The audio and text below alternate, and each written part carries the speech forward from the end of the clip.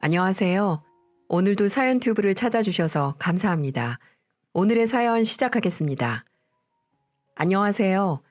저마다 아픈 상처가 있기 마련이고 말 못할 사정이 있겠죠. 제게도 역시 너무나 가슴 아픈 사연이 있는데요. 오랫동안 제 가슴 속에 묻어만 두었다가 이젠 여러분들에게 풀어놓으려고 합니다.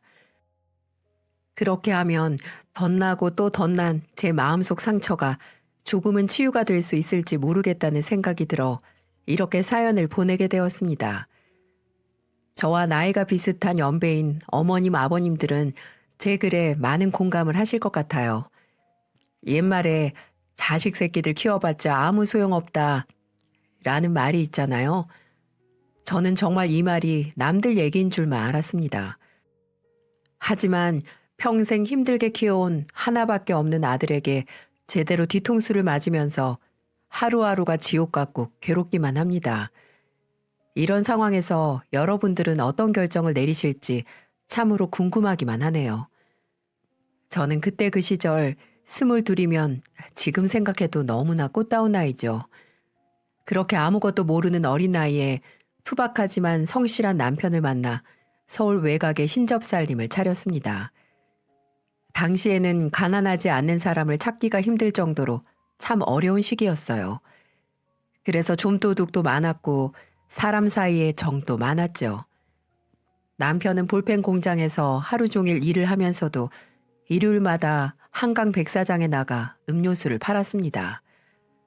참 찢어지게도 가난했지만 남편은 처자식을 먹여 살리기 위해서 정말 부지런하게 살았어요. 아들에겐 이 가난을 물려주고 싶지 않다면서 8살짜리 어린 아들한테 공부를 열심히 해야 한다는 말을 늘 입버릇처럼 했습니다. 철영아, 넌 꼭 아빠처럼 되지 말고 훌륭한 사람이 돼야 한다. 그러려면 첫째도 공부, 둘째도 공부야. 잘 알겠지? 남편이 하도 세뇌를 해선지 아이는 꼭 훌륭한 의사가 돼서 엄마 아빠 호강시켜주겠다며 참으로 공부를 열심히 하더군요. 믿겨지시나요? 8살짜리가 친구들은 밖에서 소꿉장난하고 놀 때 우리 아들은 책상 앞에 앉아 공부했다는 사실을요. 아들은 꼬물거리는 손으로 숫자나 낱말을 열심히 익혔고 남편은 그런 아들을 흐뭇하게 바라보곤 했습니다. 여보, 우리 철영이 좀 봐. 이 녀석이 벌써 한글로 제 이름을 쓰잖아. 당신도 참, 그게 그렇게도 좋아요? 그럼 당연히 좋지. 우리 철영이는 분명 씩씩하고 똑똑한 어른이 될 거야. 틀림없어. 맞아요. 우리 철영이는 분명 훌륭한 사람이 될 거예요. 하지만 남편은 그 빨리 지나간다던 시간도 누려보지 못하고 세상을 뜨고 말았죠. 여느 때처럼 공장에서 열심히 일을 하던 남편은 심장마비로 쓰러져 버렸고 눈 한 번 뜨지 못하고 그 길로 저승길로 떠나고 말았습니다.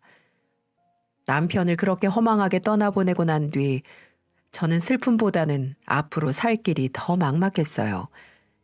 그때 제 나이가 정확히 30이었거든요. 나이 30에 과부가 되니 참 힘들 일들이 많았습니다.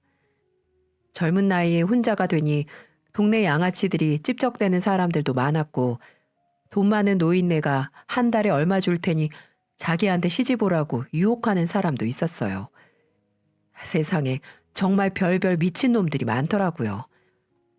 하지만 전 모든 제안을 거부하고 우리 아들 하나만 바라보고 살기로 결심했습니다.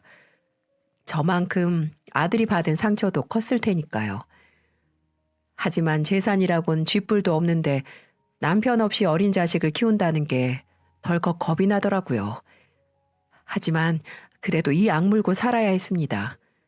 무슨 일이 있어도 우리 철영이 훌륭하게 키우고 싶었거든요. 전 처음에 식당에서 설거지하는 일부터 시작했어요.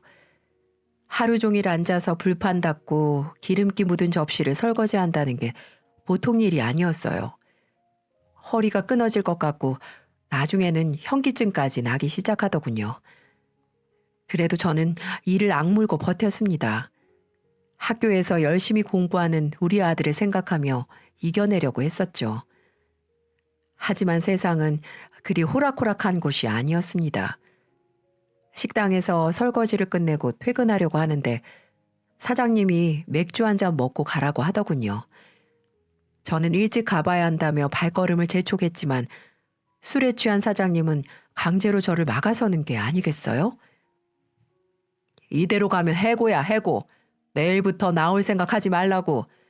내가 차비도 챙겨주고 그렇게 잘해줬더니 사람 호의를 무시해? 아유, 사장님, 지금 어린아들이 혼자 기다리고 있어서요. 가서 밥도 챙겨줘야 되고 집안일도 해야 되고 할 일이 많습니다. 그러니까 딱 30분만 앉았다 가라고. 내가 차비 두둑히 챙겨줄게. 바로 그때였어요. 우리가 실랑이를 하고 있는 사이 사모님이 갑자기 들이닥쳐서는 다짜고짜 제 머리채를 잡기 시작하더군요. 저는 이유도 없이 한동안 머리채 잡히고 질질 끌려다녀야만 했습니다. 알고 보니 사모님이 오해를 하신 거였어요. 저를 여우라고 생각했었나 보더라고요. 사장꼬시는 꼬리 달린 여우 말입니다. 너무 억울했어요. 사장님이 평소에 잘해주셔서 저는 그에 맞게 응답했을 뿐이었는데 평소에 지켜보던 사모님은 색안경을 끼고 저를 보셨나 보더라고요.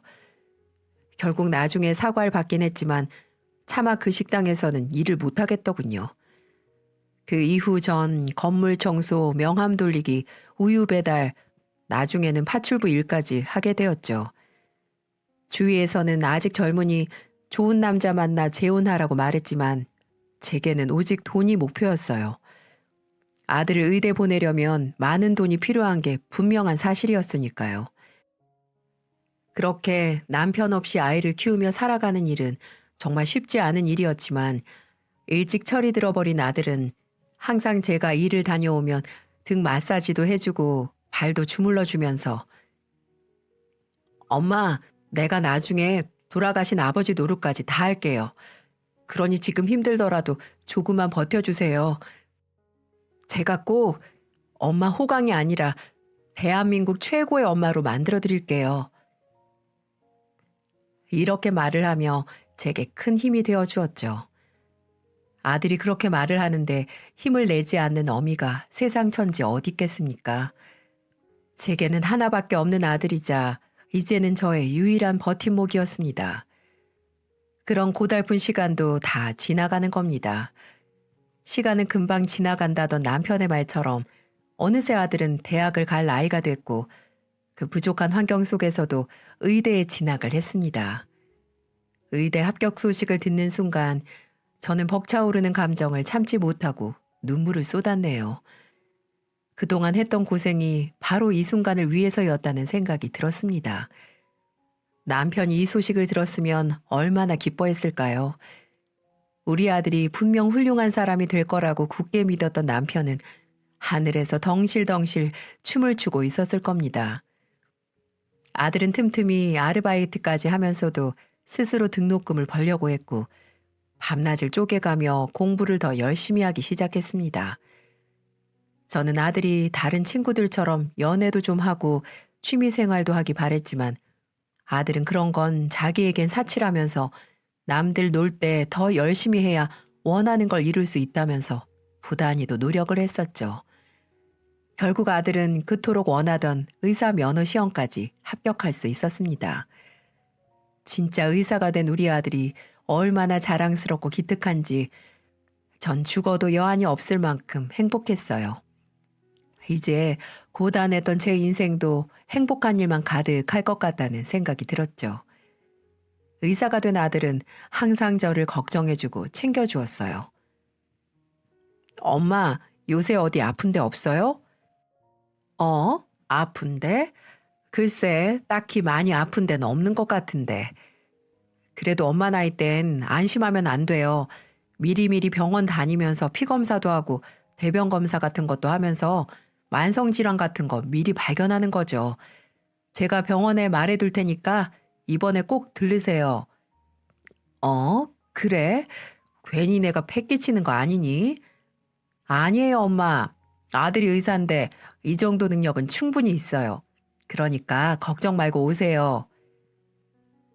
전 이렇게 아들 덕분에 이런저런 검사를 받으며 병을 관리할 수 있었죠. 의사 아들을 둔 덕택에 평생 경험해 보지 못한 호사를 누렸습니다. 어디 그뿐입니까? 의사가 된 아들은 수입도 넉넉해졌고요. 자신이 생활비도 되고 엄마 용돈도 드릴 테니까 일을 그만두라고 성화였습니다. 의사 아들을 둔 엄마가 고생하면 남들이 다 욕한다면서 말이죠. 전 괜스럽다는 생각이 들어서 하던 일을 계속하려고 했지만 아들이 한사코 말리는 바람에 일을 그만두고 집에서 쉬게 됐죠. 아들은 꼬박꼬박 돈을 가져다 주면서 이제 엄마 하고 싶은 거 다 하면서 살라고 하더군요. 그 말 한마디가 지난 고달픈 제 인생을 위로해 주는 것 같아서 눈물이 절로 나오더라고요. 남편 생각도 참 많이 났습니다. 우리 아들이 틀림없이 훌륭한 사람이 될 거라고 믿었던 남편이었는데 흰 가운을 입은 아들 모습을 봤으면 정말 좋아했을 겁니다. 이제 고생은 다 끝났다고 생각을 했습니다. 성공한 효자 아들이 든든하게 절 지켜주고 있었으니까요. 남은 바람이 있다면 우리 아들이 좋은 여자를 만나 가정도 꾸리고 애도 키우면서 사는 걸 보는 것뿐이었죠. 그런 제 희망과는 다르게 아들은 여자에는 도통 관심이 없어 보였습니다. 의사가 된 아들을 둔 엄마에게 얼마나 많은 중매가 들어왔겠어요? 심지어는 제가 살던 주인집에서도 우리 아들이 마음에 쏙 든다며 제 조카와 만나보게 하자고 절 귀찮게 할 정도였으니까요. 하지만 제가 아무리 아들을 떠봐도 아들은 고개를 내저었어요. 엄마, 나 아직 결혼할 생각 없어요. 병원에서 일도 더 배워야 하고 돈 많이 벌어서 그냥 엄마랑 행복하게 살래요. 그게 무슨 소리야? 엄마는 살 날도 얼마 안 남았는데 나도 손주 며느리 봐야 하지 않겠니? 그러니까 엄마가 건강하게 오래오래 사시면 되잖아요. 엄마랑 평생 같이 산다는 아들의 그 말이 그리 나쁘게 들리진 않더라고요. 박복한 팔자인 줄로만 알았는데 이렇게 아들 덕을 보면서 살려고 그런 고생을 했나 봅니다. 그렇게 몇 년의 시간이 훌쩍 지났고 아들은 실력 있는 외과 선생님으로 자리를 잡았죠. 그런 아들 덕택에 살림도 넉넉해져서 예전 고생했던 시절과는 비교할 수도 없을 정도로 편하게 살았습니다. 그런 아들이 어느 날 제게 이런 말을 하는 겁니다. 엄마, 저 결혼하는 거 보고 싶다고 하셨죠? 그럼 이제 우리 훌륭한 의사 선생님이 좋은 여자 만나서 결혼하는 모습 보는 게 엄마 소원이지. 그래서 제가 엄마 소원 이뤄드리려고요. 어? 그 말이 정말이니? 너 혹시 만나는 아가씨가 있는 거야? 네, 사실은 얼마 전에 우연히 만난 여자가 있는데요. 사람이 너무 괜찮아요. 이런 친구라면 결혼을 해도 괜찮을 것 같다는 생각이 들어서요. 아유, 그래, 잘 됐구나. 잘 됐어. 그래야지, 얌. 근데 어떤 아가씨니? 우리 아들 결혼할 결심을 하게 만든 아가씨가 누군지 너무 궁금하구나. 그렇지 않아도 이번에 인사 한번 시켜드리려고 자리를 마련했어요. 분명 엄마도 보면 좋아하실 거예요. 두말하면 잔소리지. 우리 아들이 어련히 좋은 아가씨 골랐으려고. 우리 철영이가 결혼을 한다니까 이 엄마가 너무 좋다. 이제 엄마 품을 떠나서 제 가정을 꾸리며 산다는 게 한편으론 아쉽기도 하지만 자식의 행복한 인생을 빌어주는 게 부모 마음 아니겠어요? 전 연애에는 도통 관심이 없는 아들이 결혼을 결심했다는 소식에 진심으로 기뻤습니다. 그리고 아들이 데리고 온 아가씨를 처음으로 만나게 되었죠. 안녕하세요. 처음 뵙겠습니다. 이은이라고 해요. 반가워요. 전 철영이 엄마 되는 사람입니다. 네, 오빠한테 이야기 많이 들었어요. 어머, 어머니 그런데 나이답지 않게 참 고우시다. 그래요? 그렇게 말해주니 고맙네요. 진짜예요, 어머니. 아, 그리고 말씀 편하게 하세요. 어차피 며느리 될 사람인데 너무 존대하고 그러면 제가 불편해요. 그래요, 그럼 편하게 할게요. 뭐랄까요? 아들이 데리고 온 아가씨는 제 생각과는 매우 먼 타입이었어요. 저도 모르게 여성스럽고 조신한 며느리감을 상상했었나 봅니다. 하지만 그 아가씨는 얼굴은 조망만한 게 예쁘장하긴 한데 짧은 치마에 입담도 거침이 없는 좀 가벼운 사람처럼 보이더라고요. 그렇지만 그 자리에서 당장 싫은 내색은 할 수 없으니까 가만히 지켜보고 있었죠. 식사 자리가 무르익으면서 이런저런 얘기를 나눠봤는데 대화를 하면 할수록 영 제 마음에 들지 않더라고요. 어머니, 아시다시피 오빠가 영 쑥맥이잖아요. 공부만 할 줄 알았지 아는 게 하나도 없어요. 저처럼 똑 부러진 여자친구 만난 게 오빠한테 얼마나 행운인데요. 호박이 넝굴째 굴러온 거나 다름없다니까요. 어? 그런가? 그럼요. 제가 어렸을 때부터 이런저런 경험을 많이 해봤는데요. 오빠 같은 사람이 사기당하기 딱 좋아요. 그러니까 저처럼 야무진 사람이랑 만나야 손해 안 보면서 살죠. 그래. 그럼 은희는 지금 무슨 일을 하지? 저요? 저 탤런트예요. 탤런트. 어머닌 잘 모르시겠지만 연속극에 단역으로 좀 나왔고요. 연극 무대도 좀 섰고요. 아, 그래? 뭐 그러고 보니까 어디선가 본 것 같기도 하고. 알고 보니 예비 며느리는 유명한 탤런트는 아니고 거의 무명에 가까운 여자였습니다.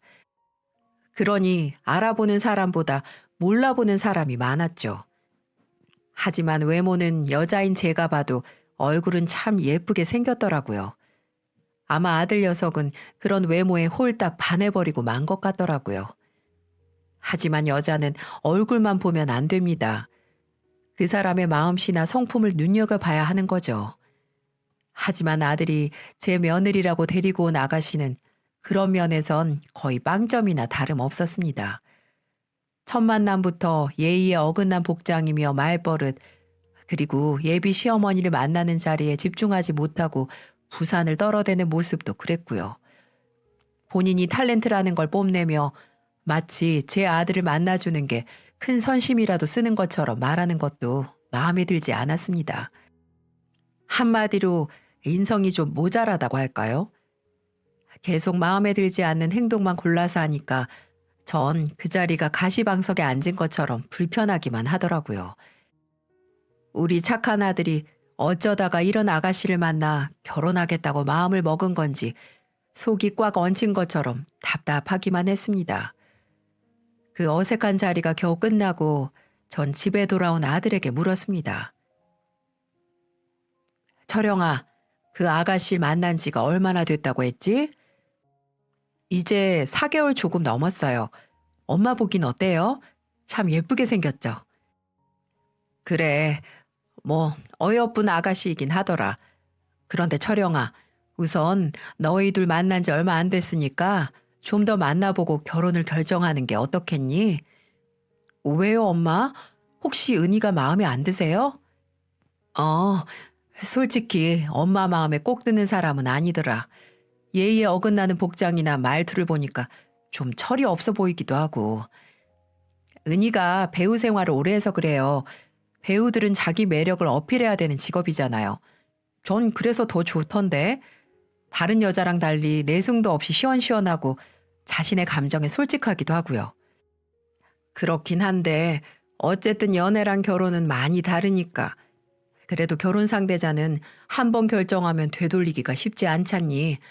그러니까 더더 신중하게 생각해야지. 결혼은 너무 서두르지 말고 그 아가씨 좀 더 진득하게 만나보면서 어떤 사람인지 더 알아보는 게 어떻겠니?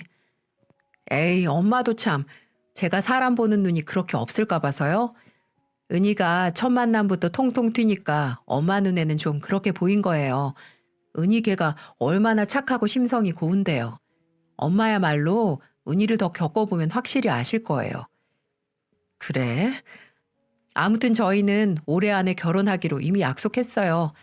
그러니까 엄마도 기쁘게 허락해 주세요. 네가 그렇게 하기로 했다면야 뭐 할 수 없지만. 아들 인생인데 제가 감나라 배나라 할 수 있는 노릇은 아니었으니까요. 아들 말대로 제가 색안경을 끼고 보는 걸 수도 있다는 생각이 들었습니다. 제 며느리감으로는 눈에 차지 않았지만 아들 눈에는 멋진 아내로 보였을지도 모르니까요. 저는 그렇게 마음을 고쳐먹고 두 사람의 결혼을 허락했어요. 그렇게 그해 가을 아들은 결혼을 했고 저는 아들의 새로운 인생이 무탈 없이 행복하기만을 빌고 또 빌었습니다. 처음에 두 사람은 잘 사는 것처럼 보였어요. 아들에게 찰싹 달라붙어서 애교도 부리는 며느리가 한편으로는 어여쁘게도 보였고요. 그리고 제게도 어머니, 어머니 하면서 살갑게 잘 했습니다. 어머니, 저희 왔어요. 그래, 은희 왔니? 네. 그런데 어머니 파마하실 때가 된 것 같은데요. 머리가 너무 많이 풀렸네. 그러니? 네, 그렇다니까요. 이따가 저랑 같이 미용실 갔다 와요.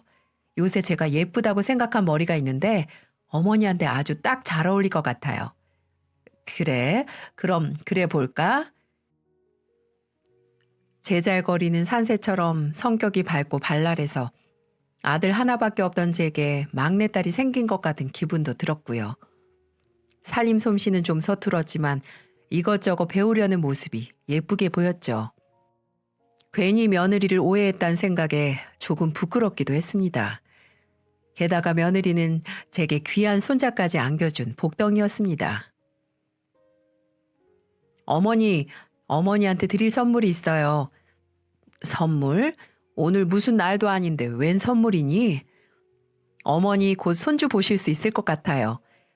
뭐? 은희 너 아이 가졌니? 네, 어머니 병원에서 확인했는데요. 저 임신했대요. 아이고, 그랬구나. 정말 고맙다, 은희야. 고마워. 에이, 고맙긴요. 이게 다 어머니가 제게 사랑을 듬뿍 주신 덕분이죠. 며느리가 행동이 좀 가볍고 여우 같은 면이 없진 않았지만 그래도 제 남편 좋아하고 제게 모나게 굴지 않는 게 다행이라고 생각했어요. 하긴 어떤 며느리가 와도 완벽할 수 있겠습니까? 전 두 사람이 다투지 않고 아이를 키우면서 단란하게 살면 된 거라고 생각했습니다. 그렇지만 며느리와의 갈등은 손자가 세상 밖으로 나오면서부터 시작됐습니다. 아무리 바빠도 혼자 계신 어머니가 신경 쓰인다며 자주 찾아오고 연락도 자주 했던 애들이었습니다. 그런 애들이 점점 제게 소홀해지는 것이 느껴졌죠. 물론 아이가 생겼으니까 이해 못할 일은 아니었습니다. 시어머니가 돼서 그 정도도 헤아리지 못하는 건 아니었으니까요. 그런데 그 정도가 너무 지나치다는 생각이 자꾸 드는 겁니다. 어쩌다 제가 찾아가도 반가운 기색 없이 냉랭하기만 하고요. 처음에 보였던 며느리의 살가움이 조금도 보이지가 않더라고요. 기다리다 못해 전화라도 한 통하면 수화기를 통해서 찬바람이 쌩쌩 불어오기 일쑤였어요. 은희야, 요새 어떻게 지내고 있니? 네, 잘 지내고 있어요. 그래, 우리 며느리랑 손자 생각이 궁금해서 연락 한번 해봤다. 네, 별일 없지? 네, 별일 없어요. 언제 한번 넘어오지 않을래? 애 데리고 가기가 힘들어서요. 나중에 봬요. 응, 그래, 그러자꾸나.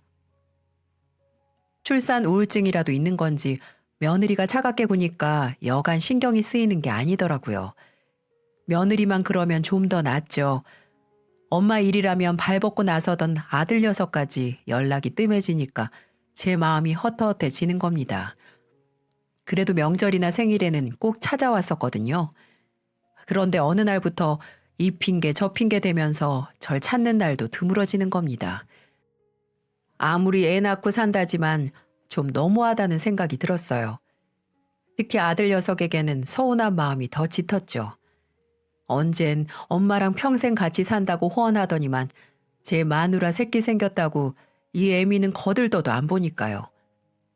아무리 좋게 생각해 보려고 해도 서러움이 북받쳐 오르는 건 어쩔 수가 없었습니다.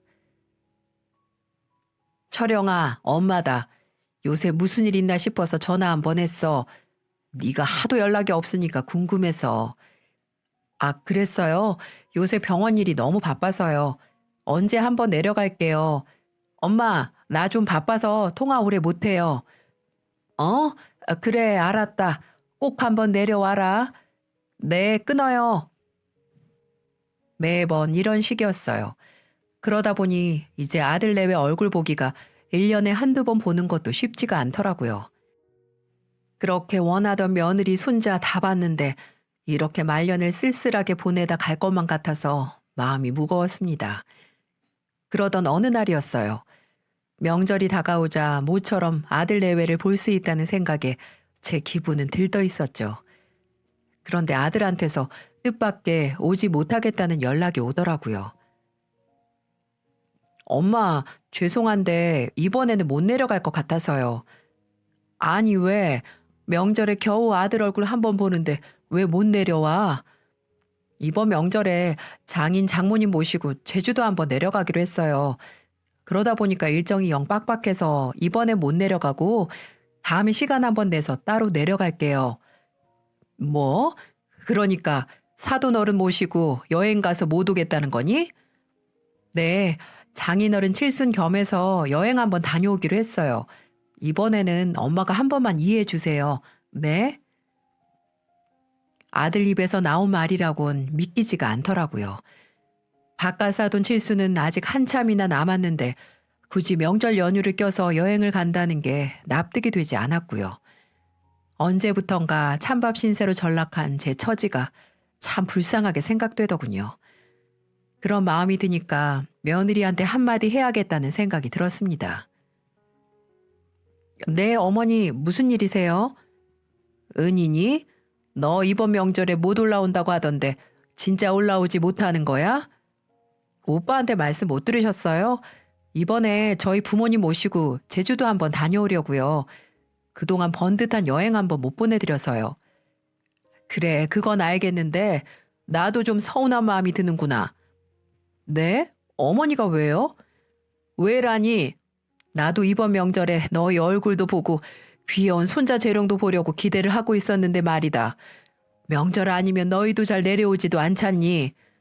사돈 어른들 모시고 여행 가는 건 좋은데 혹시 다른 날로 바꾸면 안 되겠어? 나도 니들 얼굴 본 지가 1년도 다 돼가는구나. 안 돼요. 이미 비행기 표랑 호텔도 다 예약해서 바꿀 수가 없어요. 그리고 왜 그리 속이 좁으세요, 어머니? 무슨 애도 아니고요. 우리가 알아서 찾아뵐 거니까 이런 걸로 귀찮게 하지 마세요. 안 그래도 애 때문에 힘들게 육아 전쟁하고 있는데 어머니까지 왜 그러세요? 뭐? 너 말이 너무 심한 거 아니니? 어머니는 계속 했던 말 반복하게 만드니까 그러는 거죠. 저 바쁘니까 끊을게요. 들어가세요. 뭐? 아니, 은희야. 며느리가 매정하게 전화를 끊어버리는데 속이 상해서 죽는 줄 알았습니다. 제가 이렇게까지 부탁을 하는데도 조금도 생각해보지도 않더라고요. 대체 이게 무슨 경우인가 황당한 마음이 진정도 안 되고 기분이 영 찜찜했습니다. 그리고 1시간이나 지났을까요? 아들놈에게서 전화가 걸려오더라고요. 전화를 받았더니 아들이 격앙된 목소리로 제게 막 뭐라고 하는 게 아니겠어요? 엄마, 왜 은희한테 전화해서는 잔소리 하세요? 제가 못 내려간다고 미리 말씀을 드렸잖아요. 아니, 그거 하나 이해하지 못해요? 철영아, 엄만 그게 아니고 집사람도 저 쉬는 날 겨우 일정 잡아서 여행 한번 가는 거예요. 그걸 엄마가 트집 잡으니까 애가 스트레스 받아서 죽겠다잖아요. 엄마는 그렇게 며느리 잡아서 속이 시원해요? 아니, 얘가 정말 내가 언제 은희를 잡았다고 그래? 그냥 일정을 변경하는 게 어렵냐고 물은 것뿐인데 그 말이 그 말이잖아요. 제가 제주도 다녀와서 어련히 엄마 집에 찾아갈까? 정말 어른답지 못하게 왜 그래요 정말? 뭐? 너 말 다 했니? 아, 됐어요, 됐어. 엄마가 자꾸 이러면 이번 명절만이 아니라 평생 못 내려갈지도 모르니까 그렇게 아세요. 뭐라고? 흥분한 아들이 저한테 그렇게 쏘아대고는 전화를 툭 하고 끊어버리는데 얼마나 제 마음이 아프던지요. 단 한 번도 제게 목소리를 높인 적이 없던 아들인데 마치 딴 사람처럼 구는 모습이 당최 적응이 되질 않는 겁니다. 이뿐만이 아니었어요. 1년에 한 번뿐인 제 생일날이었어요. 저는 아무리 바빠도 이날은 제게 와줄 거라고 믿었죠. 하지만 이날도 아들 부부는 제게 생일 선물을 주는 대신 큰 아픔을 선사해 주더군요. 생일 전날까지도 아들 부부의 전화를 기다렸는데 전화 한 통이 없더군요. 그래서 걱정되기도 해서 제가 먼저 전화를 걸었죠. 철영아, 요즘 무슨 일 있니? 요새 왜 통 전화가 없어? 걱정돼서 전화해봤다. 아, 엄마, 별일 없으시죠? 무슨 일로 전화하셨어요? 무슨 일이긴. 엄마가 아들한테 일이 있어야 전화하니? 그리고 내가 이 말까진 안 하려고 했는데 내일 엄마 생일인데 전화 한 통도 없어서 전화해봤다. 좀 서운하구나. 에이, 엄마, 요즘 누가 일일이 생일을 챙겨요. 바빠 죽겠구만. 엄마는 아들이 열심히 잘 사는 모습이 엄마 생일 선물 아닌가요? 아무튼 죄송해요. 나중에 찾아뵐게요. 뭐? 넌 네 처자식만 중요하고 이 애미는 눈에도 안 보이니? 엄마 아픈 데는 없는지 무슨 걱정은 없는지 어떻게 지내는지 궁금하지도 않아? 그리고 너 애 낳고 한 번도 오지 않았어. 왜? 네 마누라가 가기 싫대? 아, 사실은 엄마 집에 가면 이상한 냄새 나고 위생상 애한테 안 좋다면서 자꾸 안 간다고 하네요. 그렇다고 저만 갈 수도 없는 노릇이고요. 나중에 애가 좀 크면 그때 갈게요. 뭐? 너 말 다 했어? 저는 아들이 하는 말에 깜짝 놀라고 말았습니다. 다른 이유도 아니고 냄새나고 더럽다고 저를 찾아오지 않는다니요. 제 집 주변에 공장이 있어서 냄새가 날 수 있다는 건 인정합니다. 그렇다고 안 온다는 게 말이 되는 소린가요? 그리고 아들 혼자 와서 잘 지내는지 들여다볼 수 있는 건데 며느리가 가기 싫다고 했다고 자기도 안 온다뇨. 이때 처음으로 아들에게 배신감이라는 걸 느낄 수 있었네요. 너무나도 변해버린 아들, 이제는 점점 낯설어지기 시작하더군요. 그렇게 아들에게 일방적으로 당하고 보니까 인생이 참 덧없게 느껴지는 겁니다. 차라리 이 모습을 보지 못한 남편이 다행이란 생각이 들 정도였어요. 저는 그날 서러운 마음에 남편 사진을 붙들고 통곡을 하고 말았죠. 아무것도 모르는 사진 속 남편은 빙그레 웃기만 하는데 차라리 혀 확 깨물고 남편 곁으로 갈까 이런 생각도 했답니다. 이젠 다시는 아들 인생에 끼어들지 말아야겠다는 생각도 했어요. 제가 아이들 인생에 걸림돌이 된다면 그게 맞는 거겠죠. 그것 역시 부모의 역할이라면 마땅히 그렇게 하는 게 맞습니다.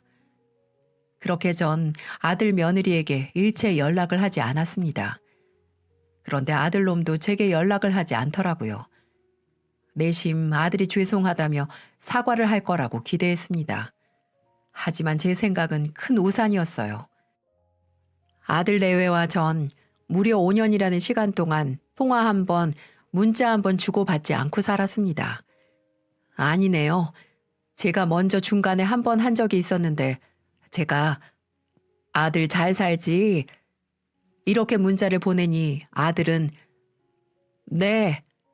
이렇게 단답형으로 한 글자로 문자를 보내더이다. 2년 만에 연락했는데 잘 사시냐는 말도 없이 네 하고 끝이라뇨. 저는 결국 너무 자존심이 상해 그 이후로 어떤 연락도 하지 않았습니다. 제가 안 하니 아들 며느리 아무도 기다렸다는 듯 저를 없는 사람 취급을 하더군요. 참 서러웠습니다. 정말 죽고 싶을 정도로 가슴이 아프더군요. 마시지도 못하는 막걸리를 마시며 얼마나 울었는지 몰라요. 얼마나 가슴을 부여잡고 서럽게 울었는지 모릅니다. 나중에 알고 보니까 아들이 왜 제게 연락을 안 한 줄 아시나요? 바로 그 탤런트했다던 며느리 때문이었습니다. 제가 애들 신혼 초에 며느리한테 했던 잔소리가 마음에 담고 있었나 보더라고요. 저는 솔직히 잔소리라고 생각하지도 않았습니다. 시애미가 며느리한테 이것저것 몇 마디 할 수 있다고 생각했어요. 그것도 모두 아들과 관련된 내용들이었습니다. 예, 우리 아들 밥 꼬박꼬박 챙겨야 한다. 아침 안 먹으면 하루 종일 힘이 없어서 안 돼. 예, 집이 이게 뭐니? 화장실이고 주방이고 이렇게 더럽게 살면 어떡해. 설거지 제때 안 하면 냄새 나는 거 몰라? 시간이 지금 새벽 2시가 넘었는데 아직도 밖에서 놀고 있는 거야? 여자가 결혼했으면 일찍 일찍 다녀야지. 우리 아들이 전화 왔잖니. 너 전화 안 받는다고. 어여 들어가라. 꼭 들어가서 전화해라. 알겠니? 이렇게 저는 며느리가 주부로서 도리를 하지 못할 때 어른으로서 질책을 한 적이 있었습니다. 그리고 너무 며느리한테 아들이 잡혀 사는 것 같아 나무란 적도 있었고요. 그게 며느리한테는 시집살이로 들렸나 보더라고요. 어쩌다 한번 아들 집에 가서 말했을 뿐인데 이렇게 손주 낳고 매정하게 나오니까 요즘 애들이 독하다는 생각까지 들더군요. 그리고 며느리는 그렇다 쳐도 아들내미까지 똑같이 행동을 하니 제가 속에서 부글부글 끓지 않을 수가 있겠습니까? 그렇게 아들놈과 연락을 끊고 지낸 지 6년째가 다 되어갈 무렵 여느 때처럼 혼자 저녁상을 준비하고 있는데 누군가가 초인종을 누르더라고요. 이 시간에 찾아올 사람이 없는데 의아한 마음으로 문을 열었는데 글쎄 몇 년 동안 보지 못한 아들놈이 덩그러니 서 있는 게 아니겠어요? 아니, 너 철영이 아니냐? 엄마, 저 왔어요. 세상에, 저는 아들 얼굴을 보고 기절 초풍하는 줄 알았습니다. 제가 알던 아들 얼굴이 아니었어요. 통통했던 볼살은 광대뼈가 튀어나올 정도로 피골이 상접해 있었고 눈빛이 퀭한 것이 마치 혼이 나간 사람처럼 보였죠. 애가 삐쩍 말라서는 며칠이나 굶은 노숙자처럼 보이는 겁니다. 그리고 아들 옆에는 작다 할 만한 어린애가 겁먹은 표정으로 바싹 붙어 있더라고요. 네 꼴이 그게 뭐니? 어? 네가 왜 이런 꼴로 여기로 온 거야? 은희는 어쩌고? 엄마, 죄송해요. 제가 생각이 짧았어요. 뭐? 대체 그게 무슨 말이야? 너 무슨 일 있었어? 얼른 말해봐, 얼른! 심장이 터질 듯 뛰었습니다. 아들에겐 분명 무슨 일이 있었던 겁니다. 대체 며느리는 어딜 가고 아들과 손자만 거짓골을 하고 나타난 걸까요? 전 얼른 두 사람을 집으로 들였고 아들과 손자는 며칠은 굶은 것처럼 차려진 밥상에 몰두하더군요. 그것만 봐도 얘들이 어떻게 살았는지 짐작이 됐습니다. 겨우 숨을 돌린 아들이 담담하게 풀어놓은 사연은 정말 기가 막혔습니다. 어느 날 며느리는 아들에게 성격 차이로 이혼을 요구했답니다. 놀란 아들이 며느리에게 울고불고 매달린 모양이에요. 이혼만큼은 절대 안 된다며 원하는 거 다 해주겠으니 제발 다시 생각해보라고 만류했다는 겁니다. 결국 별거 상태로 지내기로 한 아들과 며느리는 따로 지냈고요. 그동안 손자는 아들이 도우미까지 구해서 겨우 키운 모양이에요. 그러면서도 아들은 며느리에게 꼬박꼬박 생활비를 보냈고 며느리는 그것도 모자라 집과 부동산 명의를 자신 앞으로 해달라는 요구를 했다는 겁니다. 그러면 이혼 생각을 다시 해보겠다는 조건으로 말이죠.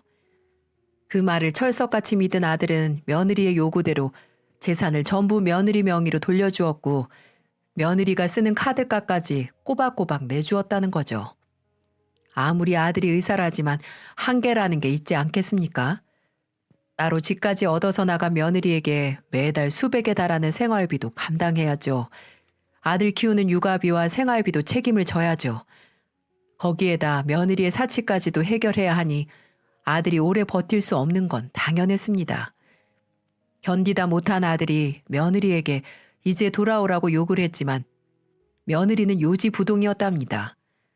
아무래도 그런 며느리의 행동이 이상하게 느껴진 아들은 몰래 뒷조사를 했고 자신의 아내가 바람까지 피고 있다는 사실을 알게 됐다는 거였죠. 그것도 모르고 자기 마누라가 그저 성격 차이로만 이혼을 요구하는 줄 알았던 아들놈은 며느리 마음을 돌리기 위해 쓸개까지 다 내어주었으니 얼마나 분통이 터졌겠습니까? 하지만 이미 때는 늦고 말았습니다. 아들이 며느리를 찾아 따지려고 했을 땐 이미 며느리는 자취를 감추고만 뒤였답니다. 며느리 앞으로 돌려줬던 모든 재산도 이미 처분한 뒤였고요. 아들 수중에는 빚만 잔뜩 남은 상태였고 아들은 그 충격에 의사 생활도 잠시 접고 거의 폐인처럼 살다시피 했다는 겁니다. 손자하고 극단적인 선택까지 하려고 했다고 말하더군요. 그러면서 제 앞에서 피눈물을 흘리는데 얼마나 답답하던지요. 당장이라도 며느리 그년을 찾아서 요절을 내주고 싶었지만 제가 뒤늦게 그렇게 한들 무슨 소용이 있겠습니까? 알고 보니 아들이 지금껏 제게 모질게 했던 거는 다 며느리가 조정을 했던 거였습니다. 지금껏 의사가 되기 위해 연애 한번 제대로 못하고 공부만 했었던 아들은 여자 하나 잘못 만나 결국 패가 망신하고 만 거였어요. 괜히 탤런트 연기자겠습니까? 아무리 무명에 가깝다고 해도 우리 일반인들보다 연기를 훨씬 잘하지 않겠습니까? 며느리는 아들에게 여우짓 같은 연기를 하며 아들을 구워 삶았고 그 늪에 빠져나오지 못하고 이 어미까지 배신하며 며느리에게 환장했던 걸로 보였어요. 솔직히 우리 아들이 인물이 잘난 편은 아닙니다. 처음부터 저렇게 예쁜 아가씨가 우리 아들하고 결혼한다고 했을 때 좀 의아하긴 했었어요. 그래서 저는 단번에 알아볼 수 있었죠. 며느리가 우리 아들의 조건, 배경 보고 결혼한다는 사실을요. 그래서 저는 그년을 탐탁지 않게 여겼었던 거였는데 우리 아들은 눈에 콩깍지가 씌어서 홀라당 넘어가고 만 거였습니다. 결국 며느리에게 제대로 뒤통수를 맞고 벼랑 끝에 몰린 아들이 찾아온 곳은 결국 저였던 거고요. 아들 말을 다 듣고 나니 속이 찢어지는 것처럼 아팠습니다. 대체 이 며느리녀는 사람을 이렇게까지 망가뜨릴 수 있는 걸까요? 당장 제가 경찰에 신고를 하자고 했는데 이미 아들이 신고를 한 뒤였더라고요. 경찰에서도 이 사건이 단순한 가정불화에 가깝고 아들이 모든 명의도 다 바꿔주고 그래서 사기로 보기엔 애매하다고 했다는 겁니다. 그 말에도 일리가 있죠. 자기 손으로 모든 걸 해주었으니까요. 제 아들이지만 왜 이렇게 바보 같을까요? 아들은 공부만 잘하는 헛똑똑이었지 다른 것은 아무것도 모르는 바보 멍충이었네요. 사실 아직도 아들이 많이 밉습니다. 이 어미를 나 몰라라 하고 저를 버린 거나 마찬가지였으니까요. 제가 이놈 하나 키우려고 어떻게 발버둥 쳤는데 말년에 제게 돌아온 건 냉대와 무시뿐이었습니다. 그래서 일단 우선은 같이 있고 싶지 않아 손주만 주고 나가라고 쫓아버렸네요. 그러지 않으면 이 손주도 돌보지 않을 거라면서 말이죠. 손자는 무슨 잘못이 있겠습니까? 그저 부모 잘못 만난 게 죄이겠죠. 아들놈은 아직도 며느리를 잊지 못하는 듯 합니다. 언젠가는 다시 돌아올 거라는 과대망상에 빠져 사는 것 같아요. 그래서 저도 고민이 많네요. 아들은 오늘도 전화 와서 며느리한테 연락 없었냐고 헛소리를 하네요. 이런 아들을 제가 어떻게 할까요? 옆에서 손주는 뭘 모르고 아주 예쁘게 자고 있네요. 부모 사랑 한창 받아야 할 나이에 이 할미 집에서 저렇게 불쌍하게 자고 있으니 제 가슴이 너무나 아픕니다. 이제 저도 여기서 마무리를 지어야 할 것 같습니다.